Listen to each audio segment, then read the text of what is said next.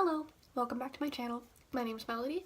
This here is Takati, and today I wanted to talk about something pretty important to me, pretty important to a lot of people in the service dog community, and that is the difference between service dogs, ESAs, and therapy dogs.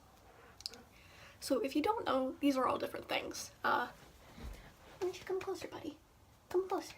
Yeah! So if you don't know, these are all different things. They have completely different definitions.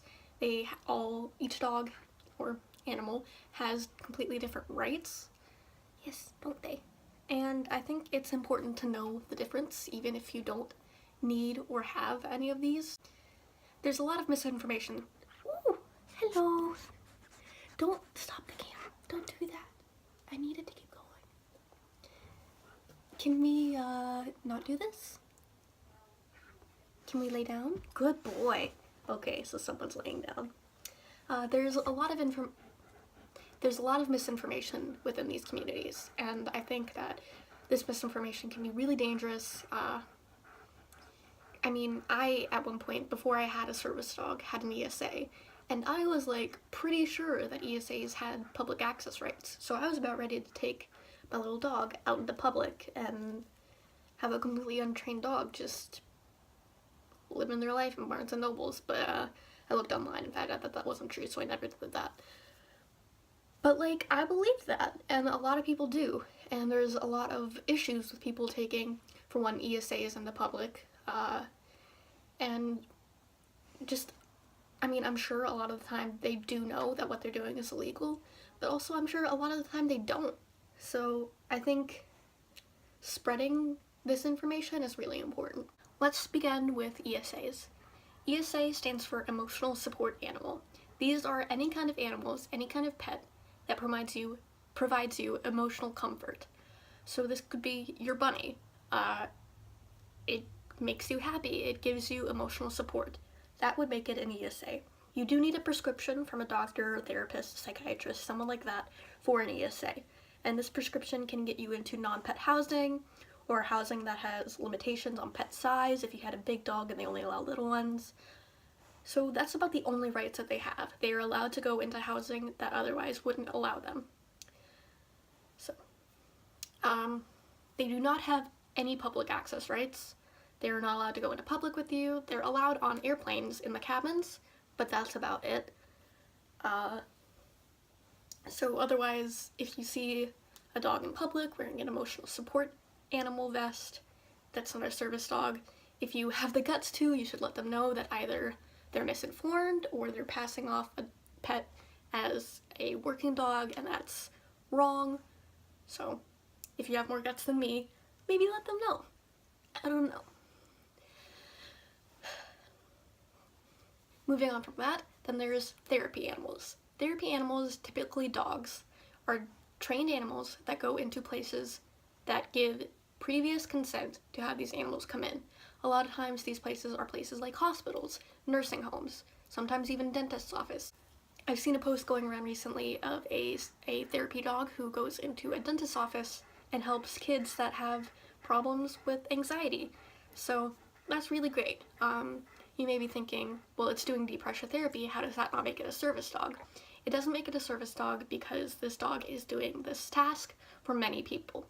This goes into service dogs and their definition, which is a service dog typically has one handler and does one or more tasks to mitigate that person's disability. A lot like ESAs, therapy dogs do not have public access rights. They are allowed to go into places that, again, previously gave consent. And that's it. They're not allowed into, restaurants, stores that don't allow pets, any place like that. The only one of the three that are allowed full access are service dogs. Like I said before, service dogs do one or more tasks to help mitigate their handler's disability. I know that there's a lot of handlers who get very frustrated when people mix up the three. I've seen handlers get very frustrated when someone asks if their dog is a therapy dog. And I get it. It is very frustrating, but I think just spreading the information that no, therapy dogs and service dogs are different And a lot of times they're getting mixed up between psychiatric service dogs and therapy dogs, which are two different things. Psychiatric service dogs are service dogs that are trained to do psychiatric tasks, so for psychiatric disabilities, like autism, anxiety, PTSD, depression. All of those can have tasks that a dog can do to help with the disability.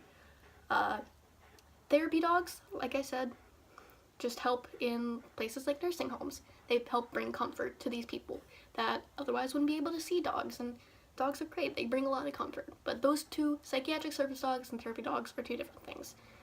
So when you have an invisible disability, you can mix it up. I mean, they're very similar terms. Psychiatric and therapy kind of go hand in hand.